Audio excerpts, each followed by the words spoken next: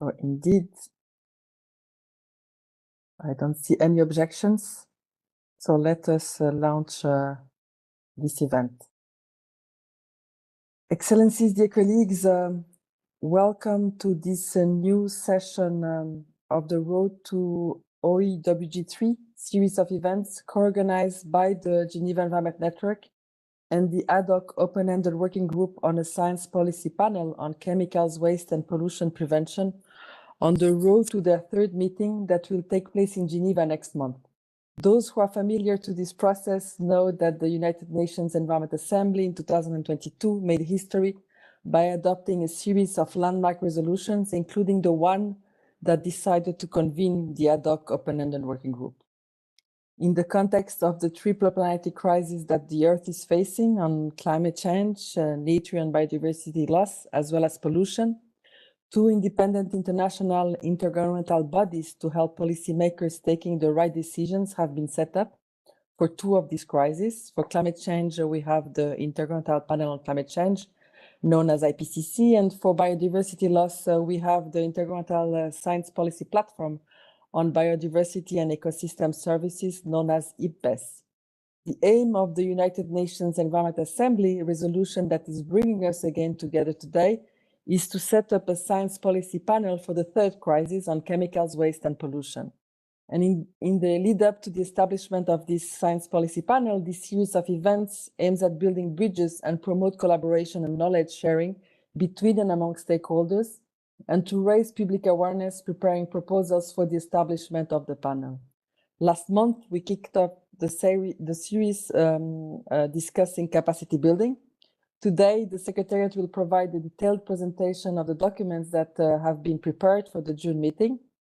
And next week, we will have an additional session of this series providing a historical overview of what led to this process. And finally, in June, we will have the traditional briefing ahead of the negotiation.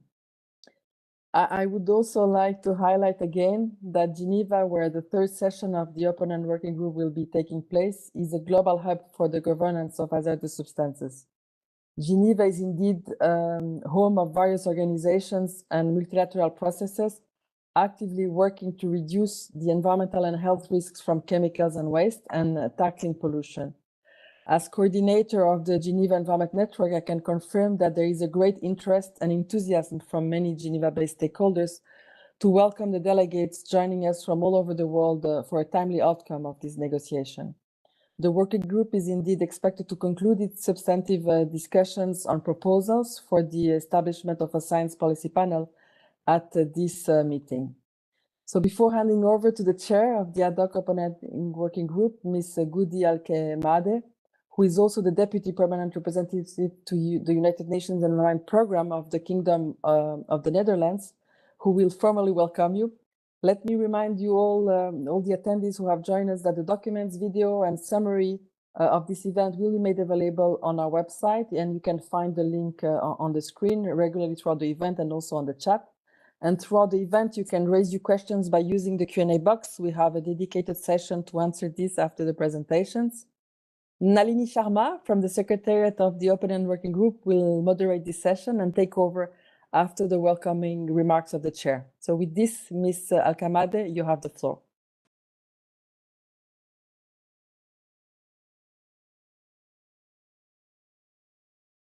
Just testing, can you hear me? Yes, we can. Okay, perfect. Well, first of all, let me thank you for kicking off this session, but in particular the Geneva Network for hosting again one of the webinars that I think are very relevant for the preparation of the work, including in the open-ended working group, but also broader. As you indicated, our mandate is based on Resolution 5/8 that decided that a science policy panel should be established to contribute further to the sound management of chemicals and waste and to prevent pollution. That same resolution also mandated the ad hoc open-ended working group to develop proposals to be considered by an intergovernmental meeting to decide on its establishment. We're now preparing for the third session of the open-ended working group that builds on the previous first sessions, in particular on the outcomes of the second session of the open-ended working group that started to discuss on key topics that would characterize the future science policy panels, including on the scope, its objective, and the functions of the panel, the operating principles, institutional arrangements, and evaluation of the impact of the panel. The open-ended working group at its second session also started to discuss on relevant procedures and processes for the functioning of the panel. And the outcome of these discussions was a compilation of proposals based on an agreed, what we called in that meeting, an outline skeleton, which will be the basis for the ongoing discussions in the third session, and will be presented also today as part of the documentation for the preparation of the third session. In addition, the open-ended working group requested the Secretariat to present draft texts on a number of topics, in particular relevant to the procedures and processes for the functioning of the panel, including the rules of procedure, financial procedures, the process for determining the work program, the procedures for the panel relevant to the panel's deliverables, as well as a request for an updated conflict of interest form to be annexed to the conflict of interest policy that the second session had also started to discuss. The working group also requested the Secretariat to develop draft proposals to be considered by the intergovernmental meeting for the purpose of the consideration of establishing the science policy panel, as well as draft proposals on interim arrangements also to be considered in the third session to be considered for possible approval at the intergovernmental meeting. So there's two or maybe three different sets of documents that have been prepared by the Secretariat for the purpose of our meeting. And these documents are now all available on the web portal and will be presented during our meeting. As agreed, the third session of the open-ended working group should finalize the proposals for the future science policy panel.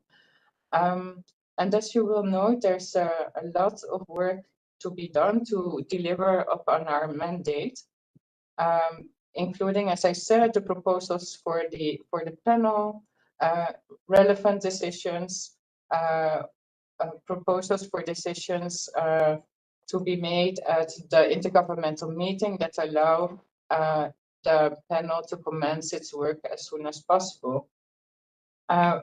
It is my hope that this webinar, which is the third in a total of 5 webinars, contributes to good preparations by both member states and stakeholders, coming well prepared to be able to focus on what we need to deliver in our meetings, and that we are all well prepared to deliver upon our mandate. I don't want to take a lot of your time today. I think we can better spend it in getting more detailed information on the documents that you'll be considering at the open-ended working group. So I hope this will be a fruitful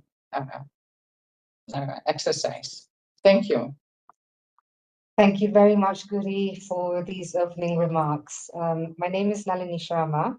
I will be moderating the event today. As you will see from the agenda for today, we will hear from several Secretariat members on the documentation that has been prepared for the third session of the ad hoc open-ended working group. We will start with a presentation from the head of the open-ended working group Secretariat, Ms. Tessa Goves, who will provide us with an introduction and overview of the documents, as well as a presentation on the provisional agenda and compilation of proposals. I would like to take this opportunity to encourage participants to ask their questions related to the documents in the event chat. And with that, now I hand the floor over to Tessa. Tessa, you have the floor. Thank you very much, Nalini, and it's our pleasure as the Secretariat to provide you today with an overview of the documentation prepared for the third session of the ad hoc open-ended working group on a science policy panel to further contribute to the sound management of chemicals and waste and to prevent pollution. The mandate of the open-ended working group is to prepare proposals for the science policy panel to begin its work in 2022, but with the ambition of completing it by 2024. And it was foreseen in the work plan that the open-ended working group would hold 3 sessions. The third session will take place in Geneva at the invitation of the government of Switzerland from the 17th to the 21st of June. And the session will be preceded by informal meetings on Sunday, the 16th of June, 2024. And more information about the meeting can be found on the dedicated Open-ended Working Group 3 website. So where do we currently stand with the development of the proposals for the Science Policy Panel? OEWG agreed, as was already pointed out by the chair, on an outline for compiling all proposals and started to populate it also with the outcome of the session. These are sections A to D.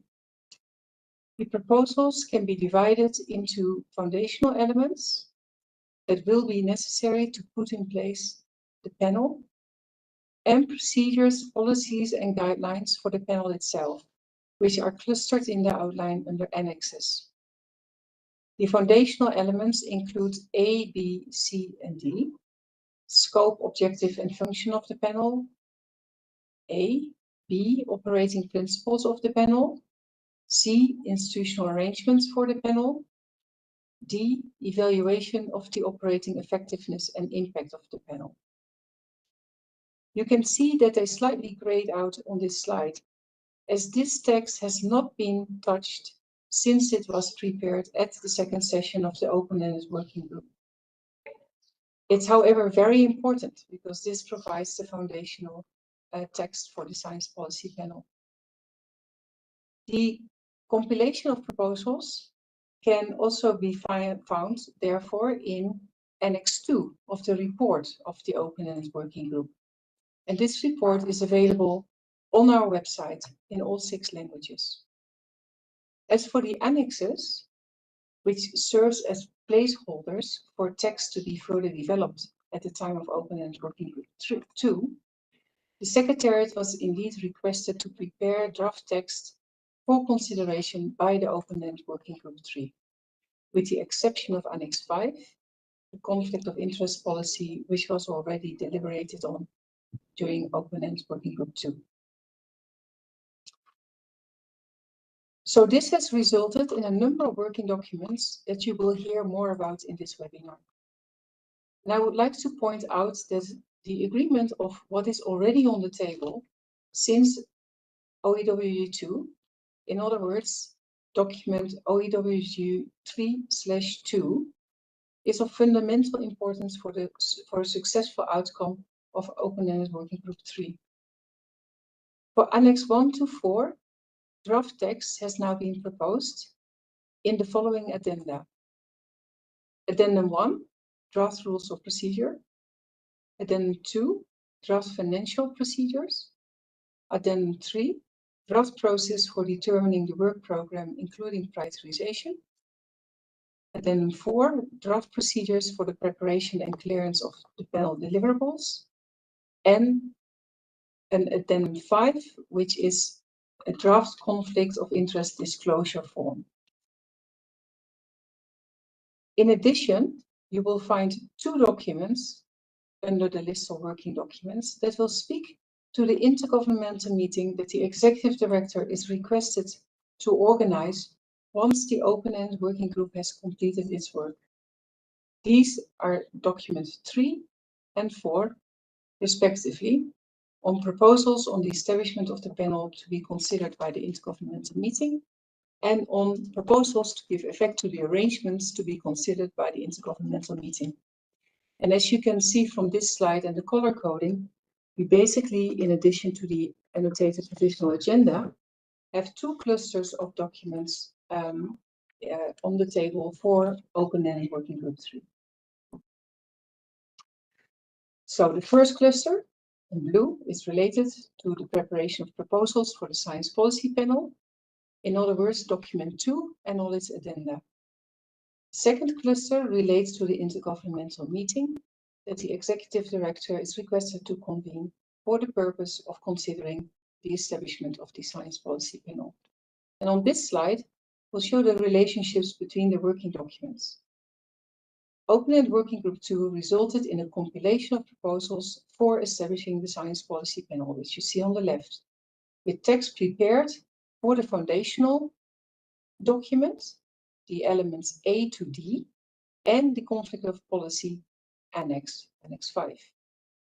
And placeholders were provided for other procedures, policies, and guidelines to be reflected in the other annexes.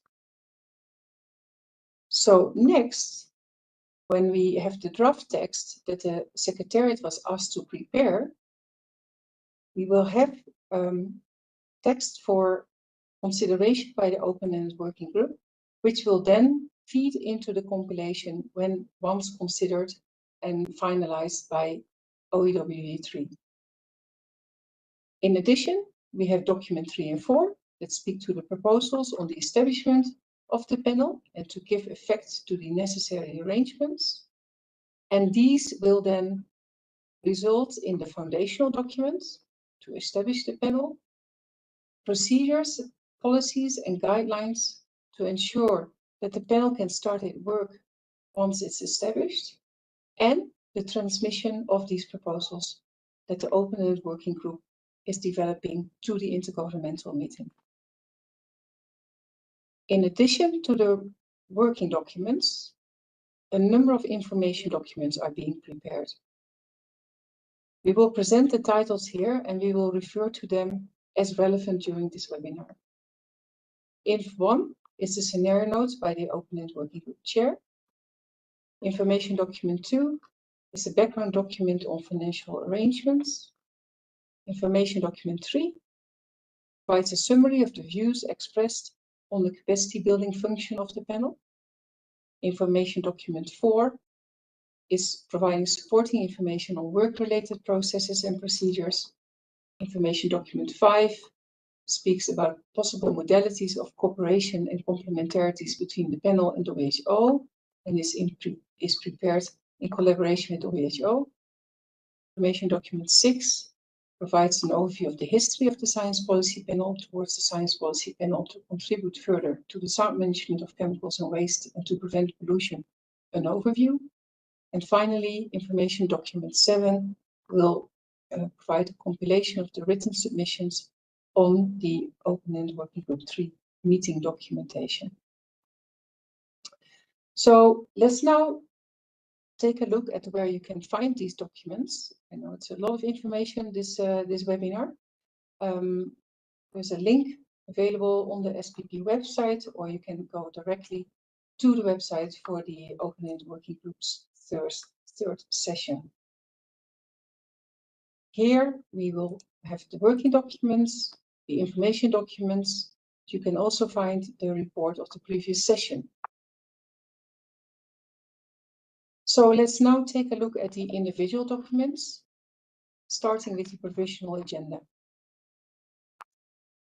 Provisional agenda, as adopted by the second session of the open-ended working group, was issued on 15th of February in all 6 UN languages. The annotated provisional agenda, which has been made available now as well, sets out the expectations for the proceedings of the open-ended working group in greater detail. and the annotated agenda could be considered in conjunction with the scenario note from the chair, information document 1, which will contain proposed plans for the session and general expectations. The scenario note will be available in early June, and it will be further presented during the OEWG pre-session briefing on 6th of June, also organized in collaboration with the Geneva Environment Network. Under item 3, the adoption of the agenda and other organizational matters, the open-end working group may wish to agree to meet in plenary and establish contact groups as it may deem necessary. Item 4 will fully focus on the preparation of proposals for the establishment of a science policy panel and will take much of the time during the third session. Item 5 is proposed to consider the recommendations to the Executive Director for the preparation of the intergovernmental meeting to establish the science policy panel. And then back to document 2. The compilation of proposals reflect the outcome of the deliberation during the second session of the ad hoc open-end working group on the text proposals, as explained before. And as mentioned, it can also be found in Annex 2 of the meeting report of OEWG 2, which is available in all EU languages. The compilation includes proposed bracketed text on A, scope, objective, and functions of the panel, B, operating principles of the panel, C, institutional arrangements for the panel, D, evaluation of the operational effectiveness and impact of the panel. And these are key elements of the foundational document that will enable the establishment of the science policy panel. The document further contains a text proposal under negotiation for Annex 5, the conflict of interest policy. So section A is covering objective and functions of the panel. And the objective of the panel is included in brackets, reads as follows. The objective of the panel is to strengthen the science policy interface, to contribute to the sound management of chemicals and waste, and to prevent pollution for the protection of human health and the environment, with the following functions. Discussions at open-ended working group 1 indicated that the name of the panel will also be determined following the conclusion of discussions, including relevance to the scope of the panel. So the 4 functions of the panel that originate from Resolution 5/8, which provides the foundation and mandate for the open-ended working group, are A, undertaking horizon scanning to identify issues of relevance to policymakers and, where possible, proposing evidence-based options to address them. B, conducting assessments of current issues and identifying potential evidence-based options to address, where possible, those issues, in particular those relevant to developing countries. C, providing up-to-date and relevant information, identifying key gaps in scientific research, encouraging and supporting communication between scientists and policymakers, explaining and disseminating findings for different audiences, and raising public awareness. D, facilitating information sharing with countries, in particular developing countries seeking relevant scientific information. And E, capacity building. 2 proposals are included in document 2 for further consideration at open-ended working group 3, where it's expected that the capacity building function, the text on the capacity building function, will be finalized. And to facilitate this, the Secretariat, at the request of OEWG 2, has organized a webinar on this topic on the 11th of April, and the views expressed at this webinar are reflected in information document 3. The operating principles, the discussions during open-ended working group 2 resulted in a total of 15 operating principles, and the topics are wide and include aspects related to scientific independence, credibility and accessibility of deliverables, interdisciplinarity, inclusivity in participation and knowledge, including indigenous knowledge, knowledge of workers, local and regional knowledge, balanced representation, policy relevance, flexibility, precautionary and human right-based approaches, pollution prevention, capacity building, ethical standards, and gender equality. With regard to the institutional arrangements, section C, document 2, this section provides text on the membership and functions of several parts of the panel. And these include text on the plenary, which you will see is in the new document referred to as a governing body of the SPP, which was also suggested by Open-Ended Working Group 2, the Bureau, committees and subsidiary bodies, the Secretariat, financial arrangements, and strategic partnerships.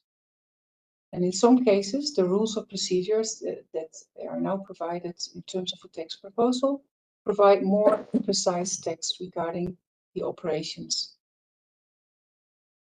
Finally, the section on the evaluation of the operational effectiveness and impact of the panel is displayed on this slide as it appears in the document. And this is a very short section. So with regards to the documentation number 2, all this text is the outcome of the Open-Ended Working Group 2 and has been available. There are many brackets to be resolved, and it is crucial that the Open-Ended Working Group makes progress on these sections in document 2 on the compilation of proposals for establishing a science policy panel, as these elements will constitute the foundational document to establish the panel. So my colleagues will further discuss the newly developed documents, and I would like to therefore thank you very much for your attention and hand the floor back. Thank you. Thank you very much, Tessa, for that very, I think, interesting and a lot of information that is coming, especially around the compilation of proposals. I'd like to now turn over to Alvin Gashi to present on the draft rules of procedure as mentioned by Tessa. This is in the form of addendum 1 of document 2. Over to you, Alvin. Thank you, Nalini. And hello, everyone. I would like to walk through the draft rules of procedure. In terms of context, during the second session of the ad hoc open-ended working group, the Secretariat was tasked with drafting rules of procedure. And these rules are crucial as they shape how the panel will operate. As requested, the Secretariat drafted these rules, drawing inspiration from established bodies like the Intergovernmental Panel on Climate Change, IPCC, the Intergovernmental Science Policy Platform on Biodiversity and Ecosystem Services, IPBES, and the United Nations Environment Assembly, UNEA. The draft rules of procedure have been shaped by the outcomes of the second session, particularly section C of document 2 on institutional arrangements for the panel. These rules of procedure outline how sessions of the governing body of the panel will be conducted. The rules as drafted follow the outline agreed at the second session of the ad hoc open-ended working group. They cover important aspects such as the scope or purpose of the rules, definitions, session logistics, and membership details. The rules outline who can participate in the sessions in terms of modalities of participation in sessions of the governing body of the panel, including for members and observers, such as states, not members, United Nations bodies, and other intergovernmental and non-governmental organizations. Rules on admission and participation of observers are also outlined. There are rules on agenda setting and notification, and rules on representation, credentials, and accreditation. Expanding on the panel's organizational framework, the rules address the membership and operation of the Bureau, covering aspects such as nomination and election of Bureau members. Additionally, they delve into the functioning of subsidiary bodies, specifying membership, operation, and the election process for bodies like the Interdisciplinary Expert Committee, alongside general rules applicable to other subsidiary bodies. These rules establish protocols for conducting business during sessions of both the panel's governing body and its subsidiary bodies. Regarding decision-making, they delineate processes for substantive and procedural matters, incorporating rules on voting and elections. Further, the rules include provisions for language usage and outline procedures for modifying the rules of procedure. Annexed to these rules is a draft policy and procedures for admitting observers, which is directly tied to Rule 7 within the rules of procedure. Thank you. Lovely. Thank you so much for that, Alvin. Before I hand over to the next speaker, I'd just like to remind participants, if you have any questions, to ask your questions related to any of the documents and post them on the event chat. With that, I'll now hand over to Didier Salzman to present on the draft financial procedures. Thank you. Thank you, Madam Chair. Thank you, Tessa. Thank you, Nalini. I would like to present the layout of the draft for the financial procedures.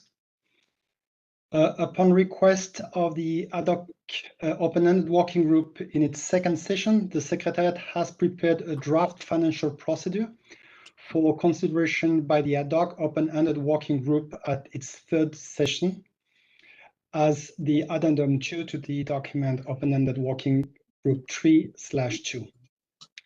The text was developed based on the financial rules and procedures of the United Nations Environmental Programme, UNEP, and the financial procedures of the Intergovernmental Science Policy Platform on Biodiversity and Ecosystem Services, IPBS, on the assumption that UNEP will host the Secretariat of the panel.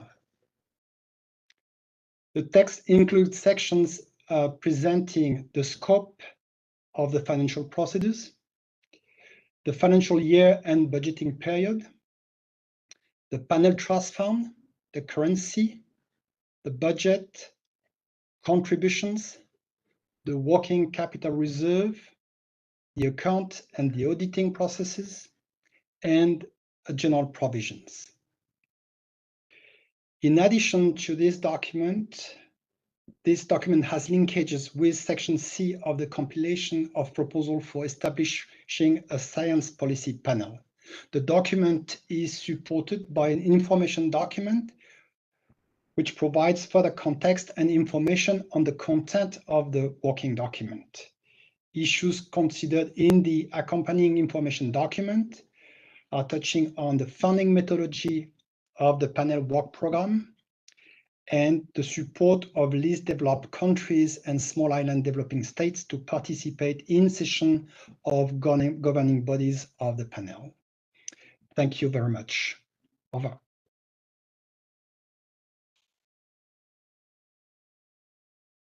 You are muted in Nairobi. Oh, can you hear us now? Okay, so this will now take us to the next speaker. I'll turn it over to Pierre Collar to present on the draft process for determining the work program, including prioritization, the draft procedures for the preparation and clearance of panel deliverables, as well as the draft conflict of interest disclosure form. So over to you, Pierre. Thank you, and hello, everyone. As Nalini noted, I will now speak to the next 3 annexes to the foundational document. And the first of these is the process for determining the work program, including prioritization. This was prepared in response to a request at the second ad hoc open-ended working group. And the draft process was developed building on those views expressed at the second session, and also taking into account lessons and experiences of existing procedures, in particular those of IPBES. The proposed draft process in document Ad 3 is a 3-step process, and it starts with compiling issues that might be considered, then those issues are prioritized, and then finally you determine the work program. I'll briefly take you through each of these steps. I also want to highlight that information document 4 provides supporting information on this document. So in the first step, compiling issues. Issues are compiled by the Secretariat, and as set out in the proposal, they can be brought forward by governments and relevant multilateral environmental agreements, other international instruments, intergovernmental bodies and processes.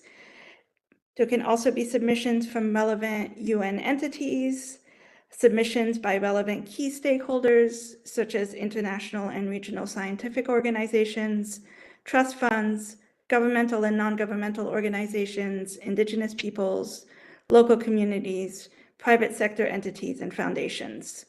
These suggestions can be put forward individually or jointly. When putting forward a submission, if possible, it should be accompanied by information on the nature of the proposed issue, including a description of the issue, its associated problems and opportunities, and an indication of whether it is cross-cutting or multi-sectoral. Information on the relevance to the panel's objective and to relevant multilateral agreements, instruments, intergovernmental processes, including a rationale for why the panel is thought to be best suited to consider the proposed issue. Information on the urgency for action by the panel in light of the imminence of the problem and opportunities associated with the proposed issue. And finally, information on the availability of existing knowledge, data, and expertise on the proposed issue. As part of this first step, the Secretariat would compile the submissions received and post them, and the deadline would be at least 6 months before a governing body session so that the next 2 steps can be completed. In the second step, the issues that have been compiled are prioritized. So under the prioritization step, and yeah, next slide, perfect. The proposed process follows itself several steps. So first, the Secretariat would cluster the issues received and produce a consolidated list of topics for further consideration and prioritization. Next, the Secretariat, with the Intergovernmental Expert Committee, conducts an initial screening of those topics to ensure that they fall within the scope and objective of the panel and are not already being or have not already been considered in other settings. The Intergovernmental Expert Committee then systematically reviews the topics, consulting additional experts as relevant, and proposes a ranking of topics through the transparent application of a rigorous interdisciplinary review, taking into account the information in the submissions as well as information accessible from publicly available sources.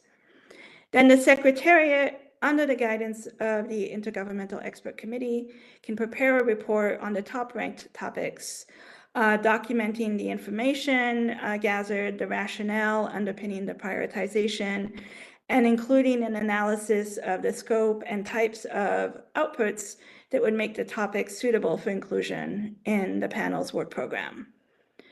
The third step of this process is elaborating the draft work program.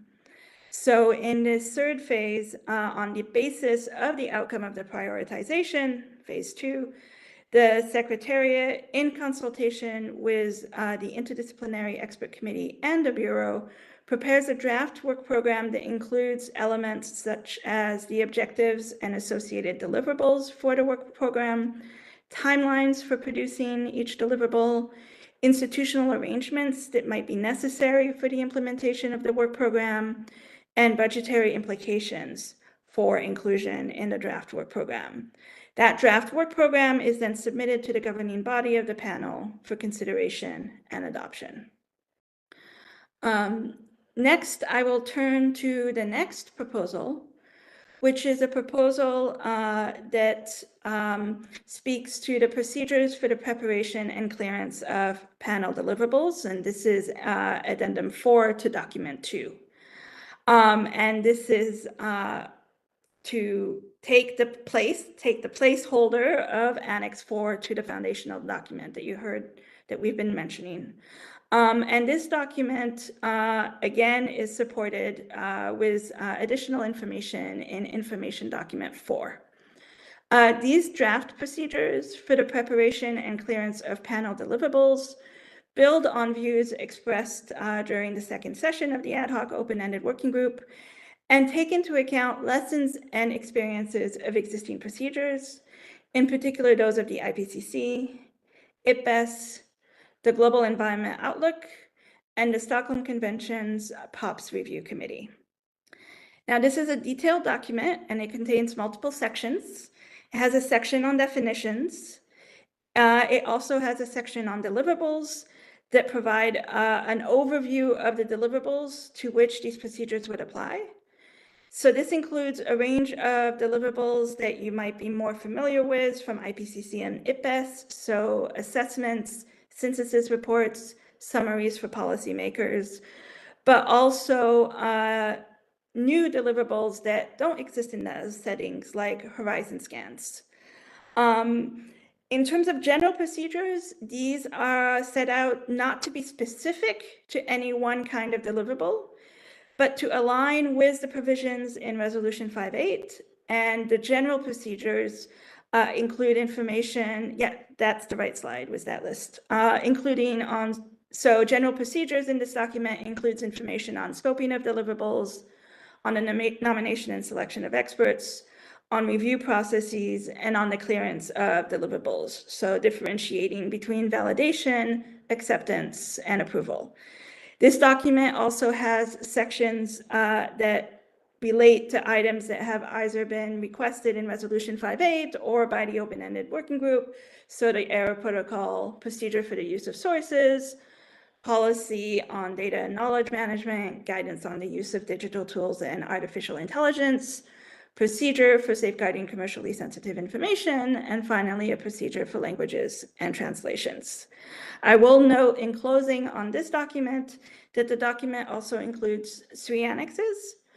One annex provides examples of the roles and responsibilities of how these procedures would be applied for the preparation of assessments specifically. And then the next 2 annexes to this document are the declaration forms related to the procedure for safeguarding commercially sensitive information. Next, I will move to document 2, add 5, which is a draft conflict of interest disclosure form. As you may recall, and as explained previously today, the draft conflict of interest policy, since its negotiations and discussions began at the 2nd session of the open-ended working group, that text has been forwarded to the 3rd session of the open-ended working group in document 2, along with the foundational elements. In this document, addendum 5 to document 2, we have a revised conflict of interest disclosure form, which was requested during the 2nd session of the open-ended working group, notably asking to separate out financial from non-financial interests. And again, I would note that this document has supporting information related to it in information document 4 as well. So thank you for your attention, and I will turn it back to Nalini. Thank you very much, Pia, for that information. I will now turn the floor back to Alvin. Alvin will give us some updates on and presentation on the working documents 3 and 4. So over to you, Alvin. Thank you again, Nalini. I'll provide an overview of document 3, which outlines proposals on the establishment of the panel to be considered by the intergovernmental meeting. We'll recall that UNEA in its resolution 5/8 contained a request for the executive director of UNEP, upon completion of the proposals, to convene an intergovernmental meeting for the purpose of considering the establishment of the science policy panel. At its 2nd session, the ad hoc open-ended working group requested the Secretariat to prepare proposals to be considered by the intergovernmental meeting for the purpose of considering establishing a science policy panel. Document 3 then underscores that the primary outcome of the 3rd session of the ad hoc open-ended working group would be a final text proposal, which is termed the foundational document. And this foundational document is crucial for establishing the panel, as it's intended to be forwarded to the intergovernmental meeting. The ad hoc open-ended working group may decide to adopt a resolution that requests the executive director of UNEP to transmit this proposal to the intergovernmental meeting. and the proposal set out in document 3 includes 2 draft decisions for consideration and adoption by the intergovernmental meeting. The first is a draft decision that the ad hoc open-ended working group may transmit to the intergovernmental meeting, and it's called a draft decision on the establishment of the panel, as specified in the foundational document. This draft decision would be accompanied by the foundational document or sections A to D of document 2.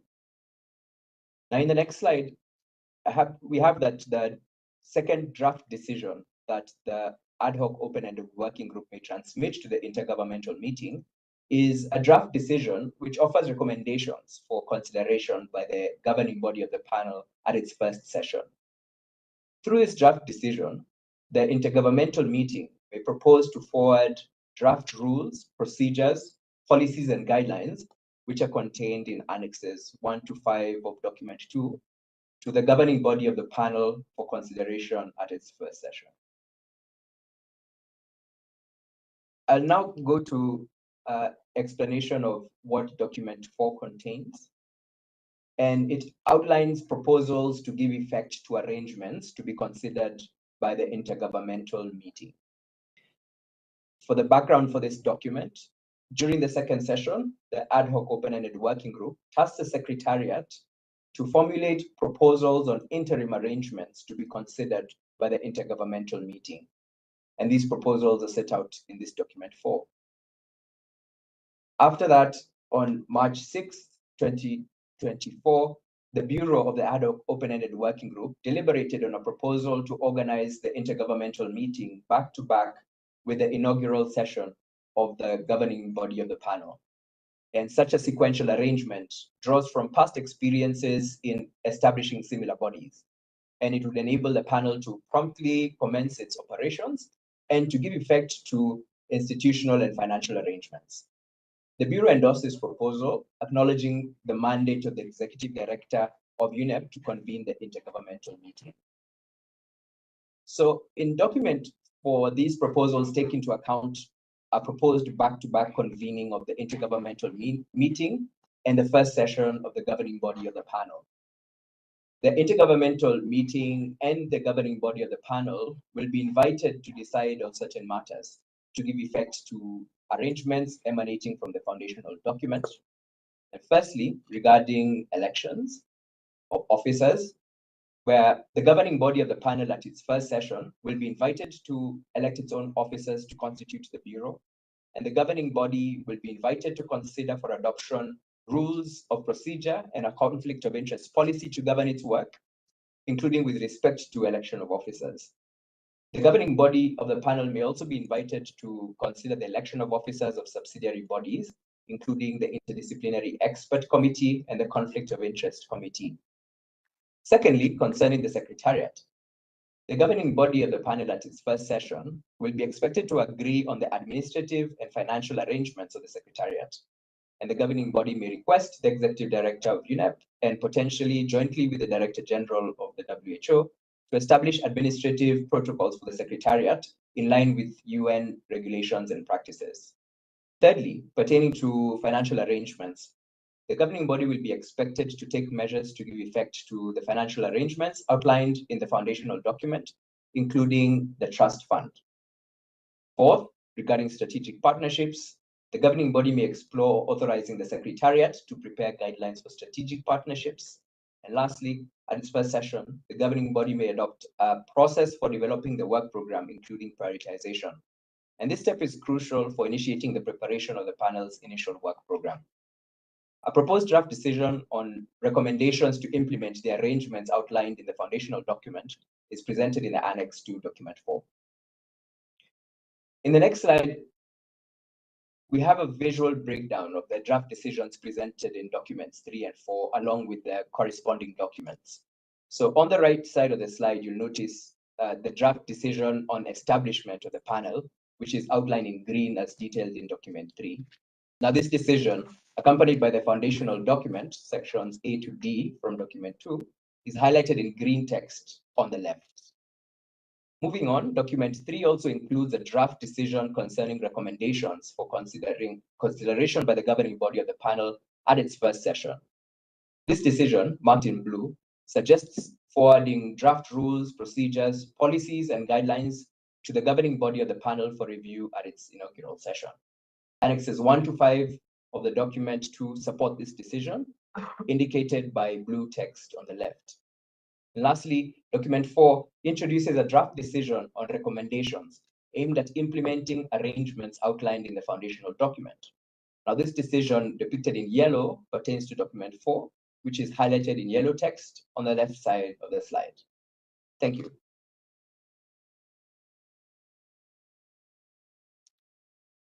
Thank you, Alvin, and colleagues for these informative presentations. This now brings us to the end of the presentations. And just to recap, we've heard about all of the working documents that have been prepared for the third session of the Open-Ended Working Group, including document 1 and its addendum, the agenda and annotated agenda for the third session. We also heard about document 2, the compilation of proposals, which includes the elements to be included in the foundational document and its 5 addenda. We have heard about document 3 on the proposals on the establishment of the panel to be considered by the intergovernmental meeting, and document 4 on proposals to give effect to arrangements to be considered by the intergovernmental meeting. I would like to now just stop for a moment, maybe encourage participants to put their questions in the chat. We will now move to the questions and answer session. So if you have some burning questions, we really encourage you at this moment to put the information, put your question in the chat, and I will then be able to moderate this Q&A session and ask colleagues to respond accordingly. Maybe as you do that, I will first invite, maybe respond to one of the questions that has been put, one of the first questions on the chat about highlighting where the process for determining the work program and the steps are. This can be found in document 2, addendum 3. It's a very short document, so it's quite short read, and so I encourage all of you actually to read the documentation. It is in addenda 3 of document 2. Maybe I will give the floor quickly to Pia as we wait for some other questions to be posted. Pia, there was a question which perhaps you can respond to. Very briefly, if you can explain the conflict of interest policy. I think we've been speaking a little bit more about the disclosure form, which has been prepared in terms of new documentation, but a brief update on the conflict of interest policy would be appreciated. Thank you. Yeah, the conflict of interest policy was discussed for the first time at Open-Ended Working Group 2. And this is a conflict of interest policy that relies on disclosure. And it is based on the precedents of IPCC and IPBES in terms of what was presented to the second session of the Open-Ended Working Group.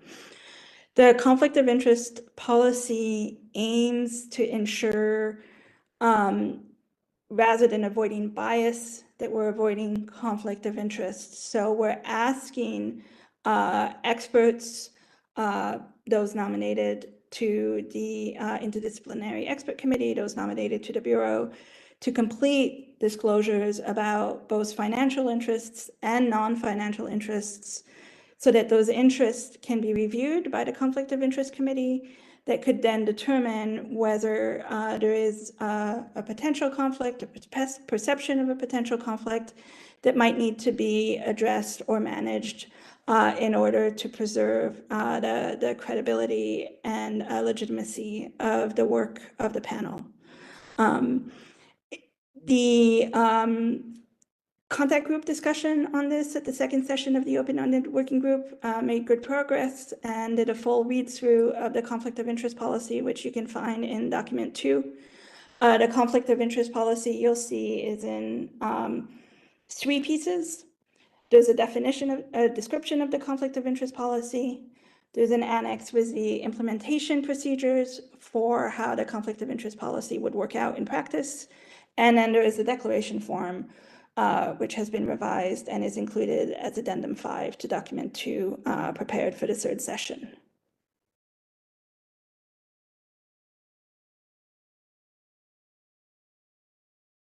We have this question. In the compilation document, it states that representatives of NGOs or non-governmental participants, as well as the chair of the United Nations Environment Management Group, may participate as ex officio members in the interdisciplinary expert committee meetings. But the definition of ex officio members, including their status, is unclear. Are there any explanations of that in the rules of procedure document? I will now ask Alvin to respond. Thank you, Nalini. And from this document, as mentioned in the compilation of proposals, we have provision for what are termed in the document as ex officio members. And these include then the chair of the Environment Management Group, or EMG, and observers. In preparing the draft rules of procedure, as given in the background, we drew the inspiration from what are the existing mechanisms of engagement of non-governmental organizations in the subsidiary bodies, such as the multidisciplinary expert panel and equivalent participation in IPCC, for example. And so what we came up in the rules of procedure in when we're looking at paragraph 44, we have the membership of the IEC based on equal representation and the IEC Interdisciplinary Expert Committee. So there's 5 members nominated by each of the UN regions and 5 members nominated by observers of the governing body of the panel. In addition to that, we have in paragraph 45 that the co-chairs of the committee may invite the Bureau members to participate as observers of the committee. In addition to that, there's the chairs of the scientific subsidiary bodies of MEAs related to chemicals, waste and pollution prevention, IPCC and IPBES, and the chair of the EMG, who participate in the committee meetings as observers. And the committee, at paragraph 46, may also invite experts from the UN system organizations and this is, I believe, the part that is asked about, non-governmental representatives to participate as observers as appropriate. So in response to the question, while in the drafting process in the proposals, the outcome from the second session had the term ex officio members, in drawing the rules of procedure, and in looking at the examples from various bodies, we've seen that the term adopted is observers to the sessions of the committee, and as such have adopted that approach in the response. Thank you. Thank you very much, Alvin. So I will now just respond quickly to a question around the availability of the information documents. We expect most of the information documents to be available by the end of next week.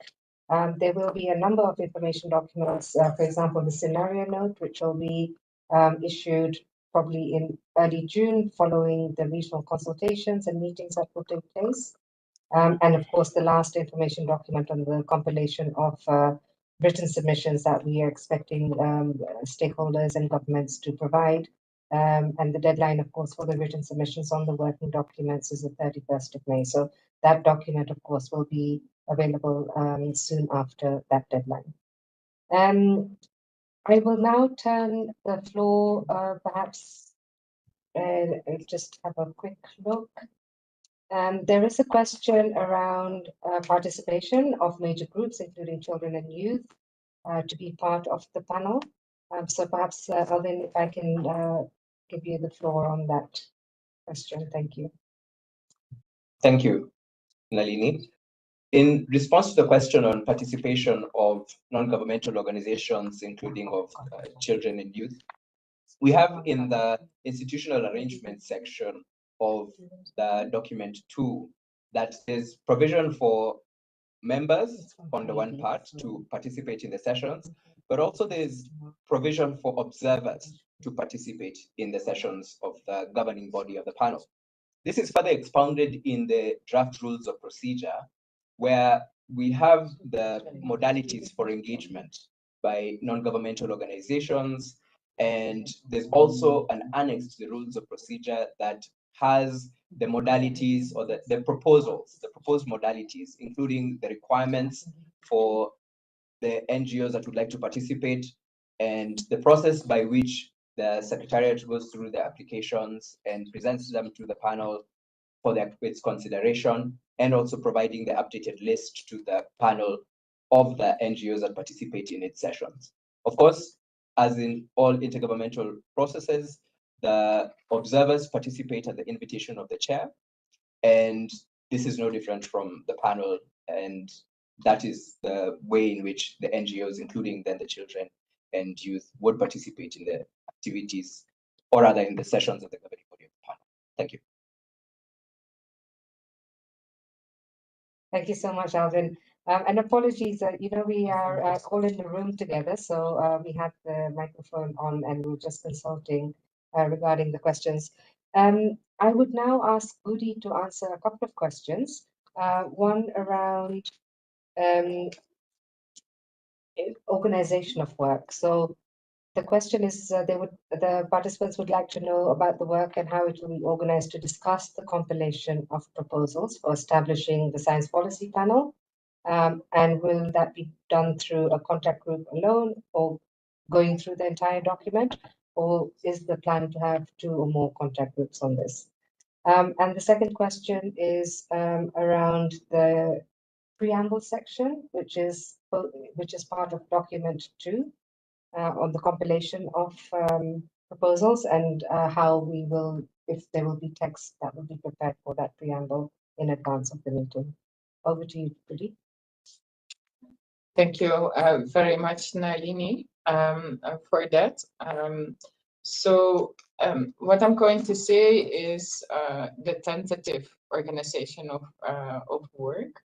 The final organization of work that will be proposed in the scenario note in the coming weeks will also depend on maybe some further discussion in the Bureau, and pending any feedback we may receive. But we do realize that since there is a lot of work to be done, it is extremely important that we try to provide a process that will allow the open-ended working group to work expeditiously to deliver on its mandate.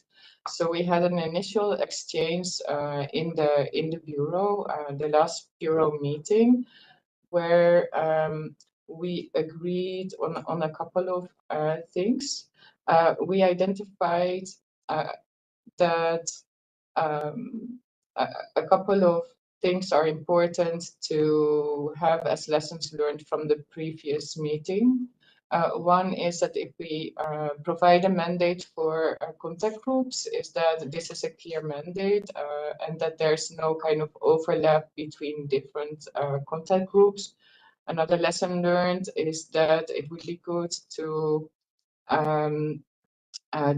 work in dedicated focused sessions, so that at any time members do know what is the focus of the discussion and what is the topic to be discussed. And depending on the workload, we dedicate that time in the relevant contact groups. Another lesson learned was also that,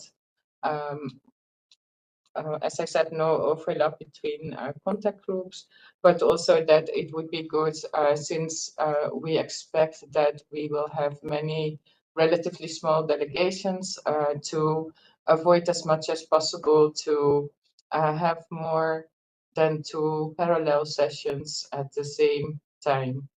So based on that, the idea would be also looking at what is key to deliver during the session, is that we organize the meeting in a way that we allow the contact groups to work in parallel streams, but also that we focus the discussion, also learning from the previous discussions that some of the discussions are interrelated. So we suggest that we will have one contact group focusing on the apologies, on the foundational elements of the compilation, so sections A to C to D, and that another contact group could focus then its discussions on the more procedural issues, as well as another contact group that can focus its work on the draft decisions that need to be presented to the intergovernmental meeting. Apologies again. So where we had discussed that we should make sure that those discussions that we anticipate will have will need a lot of time. We will provide as much as possible time for that contact group to meet and those discussions to happen. I need to. Yeah. Yes.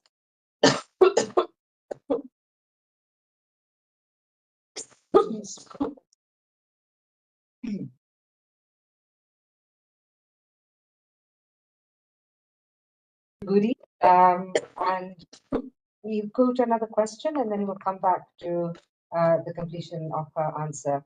So if I can please ask Alvin, there are a couple of questions around the IPCC, IPBES, Stockholm Convention, the links to these processes. There's a question about link to the plastics process that is ongoing at the moment. So if I can just hand over to Alvin and respond to those, please. Thank you, Nalini.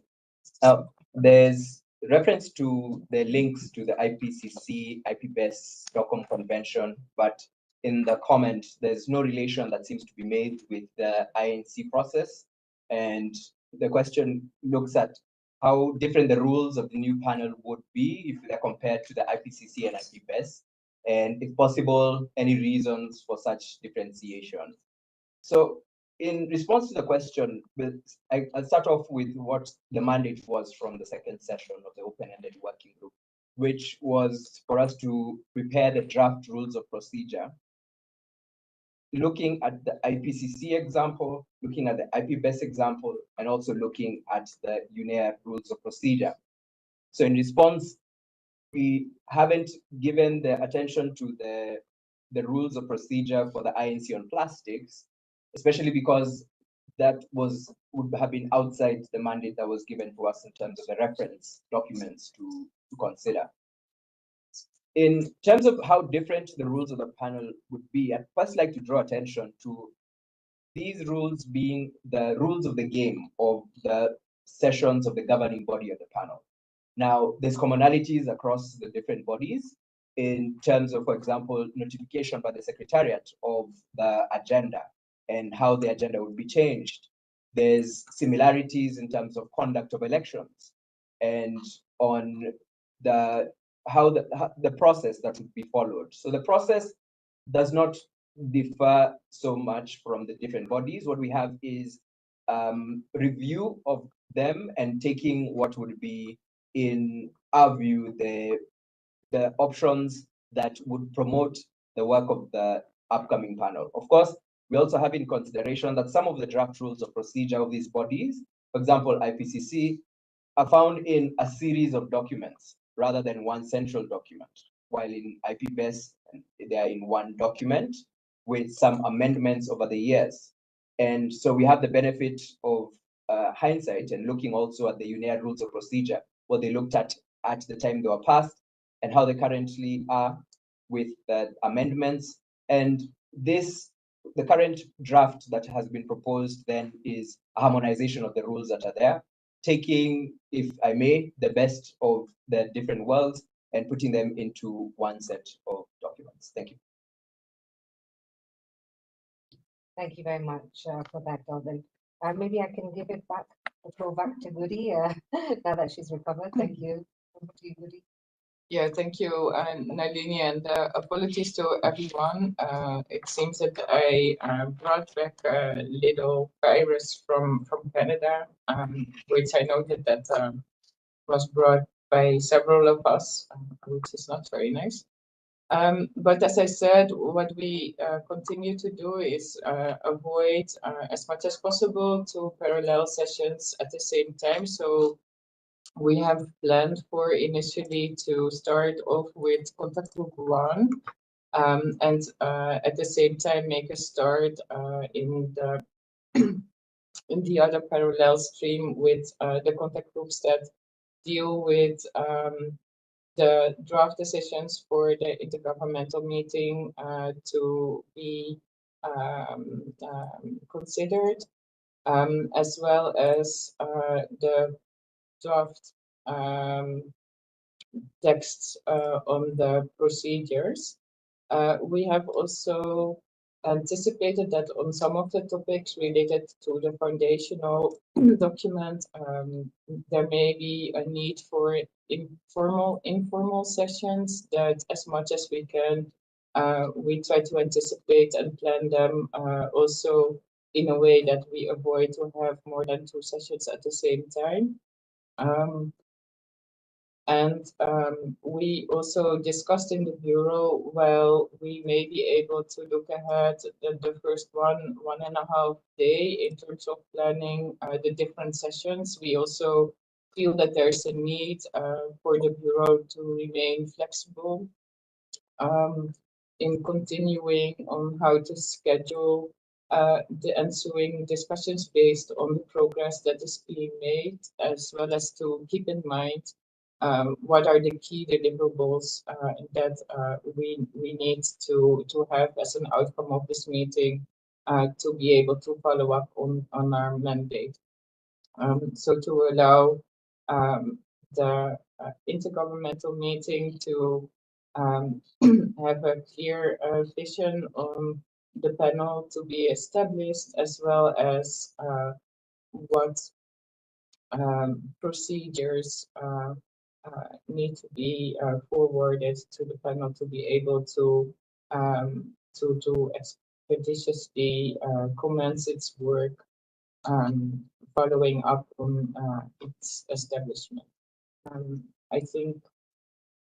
I hope I have answered that question. Oh yeah, and then there was a question on the preamble. As you know, that in the skeleton outline, there is a placeholder for a preamble. And what was discussed in the organizational work is that the thought is that the preambular of the draft decision that establishes the panel could serve as the preambular part to fill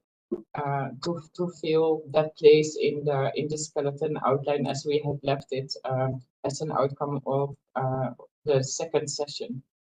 So we want to avoid to have a duplication of efforts. Also noting that most likely the working group will be most informed of where we are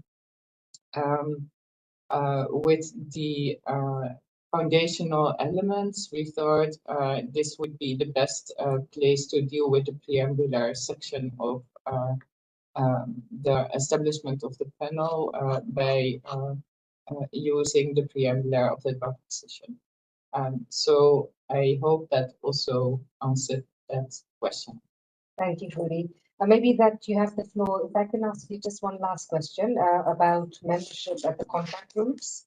And perhaps you can just talk a little bit about how we addressed it in the open-ended working group second session. Who is eligible to participate in the contact groups?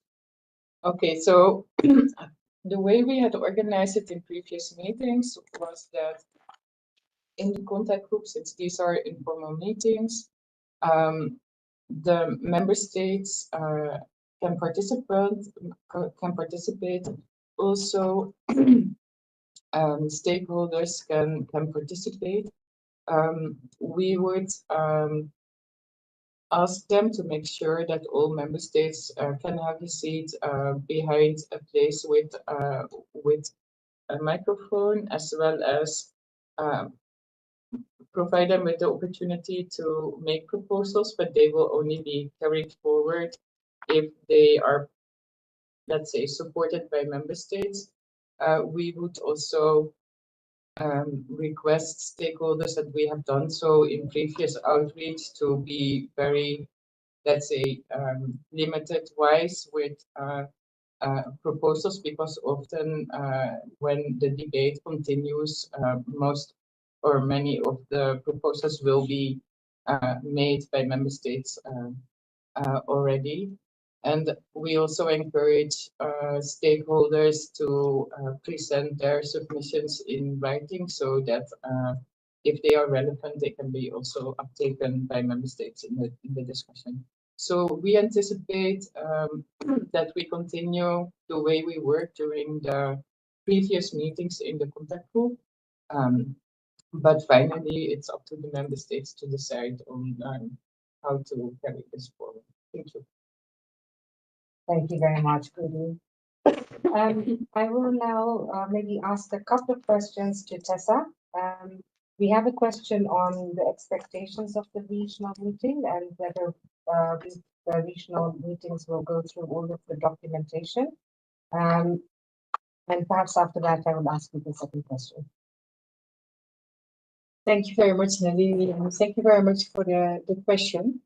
The regional meetings are really the opportunity for the regions to prepare for OEWG 3. This, of course, will be largely around the text that is on the table for the third session of the Open-Ended Working Group. The regional meetings are, in a way, the space of governments themselves to identify what they would like to focus on and where they would like to have internal consultations within the region. So in that regard, certainly the Secretariat will be there and will be also presenting an overview of the documentation. We, of course, have been encouraging everyone participating in regional meetings also to follow this webinar. But we will be present for further kind of introduction, but also clarification as maybe needed. So in terms of the expectations,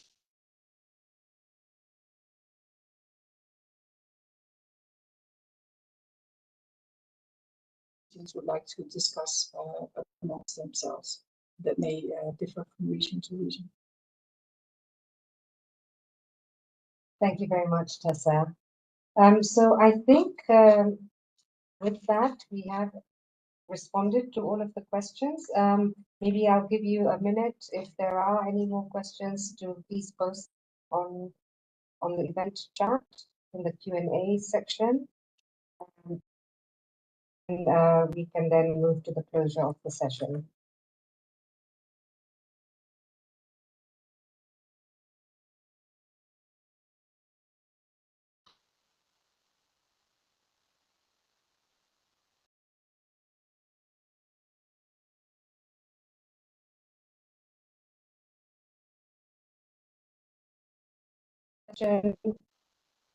On the submissions of written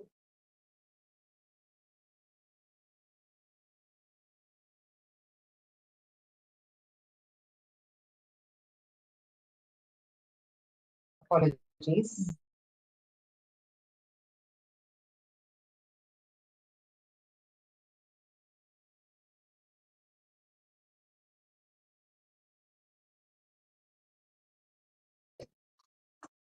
What do you expect in terms of the scope of submissions for INF7? Do you expect comments on both process and substance? So INF7 submissions on the working documents. The deadline is the 31st of May. So I hand over to Tessa to respond to that question.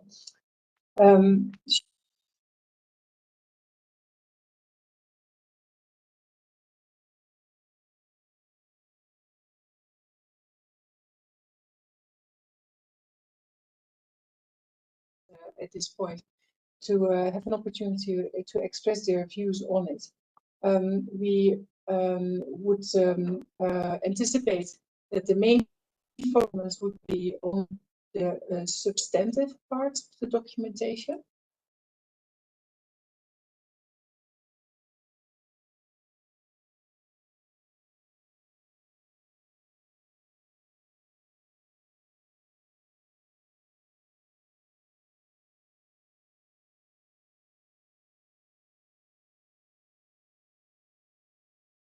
See on the website.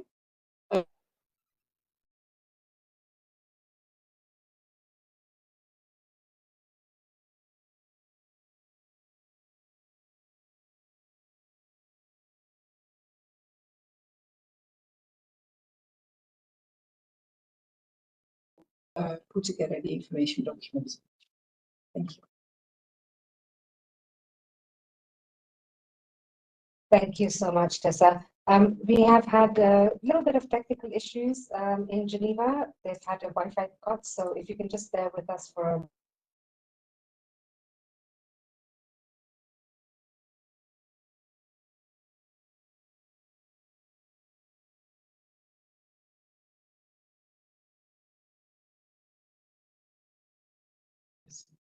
just mute.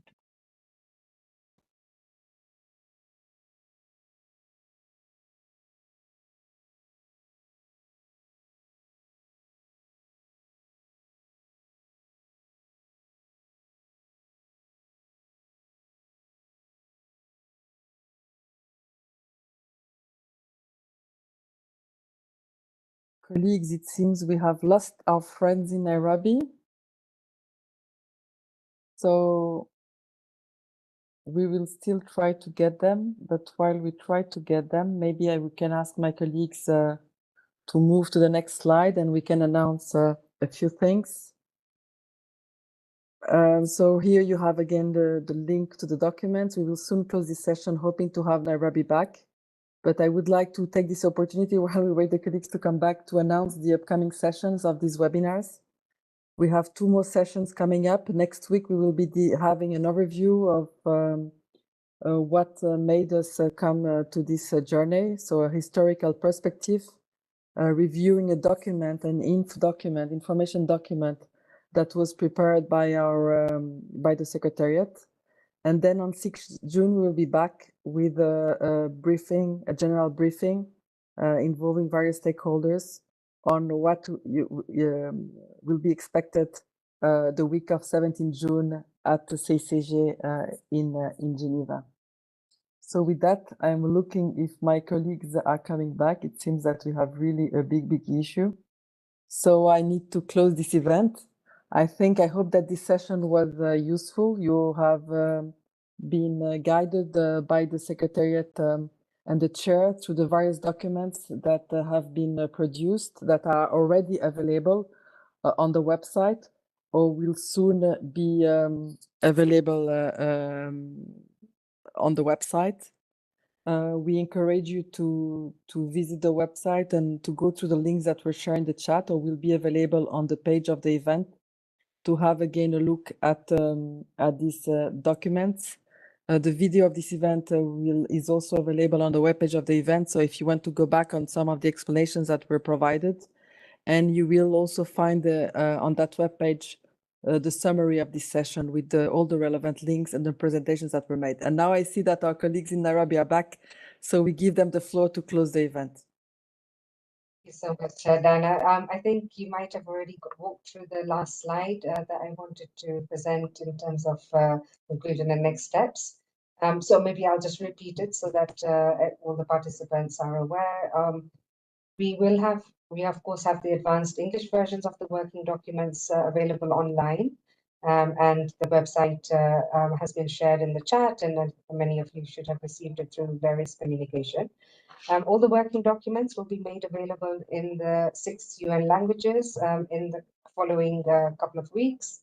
As I have mentioned earlier, that governments and stakeholders have been invited to provide written comments on the working documents by the 31st of May. Governments, of course, are invited to provide the submissions to their national focal points, and non-government stakeholders invited to provide submissions on behalf of their organizational group. So I really would like to thank all our speakers today. I would like to thank all of you for participating in this session and posing your questions. I hope that we have been able to provide some clarity and you have a better understanding of the documents ahead of you in your preparations for the third session. We look forward to meeting and seeing many of you at the regional meetings and consultations that are upcoming. And I think now I will take this opportunity to hand back the floor to Diana to close the session. Thank you very much. Thank you very much, Nalini. We had already, when we lost you, we already announced the 2 upcoming sessions.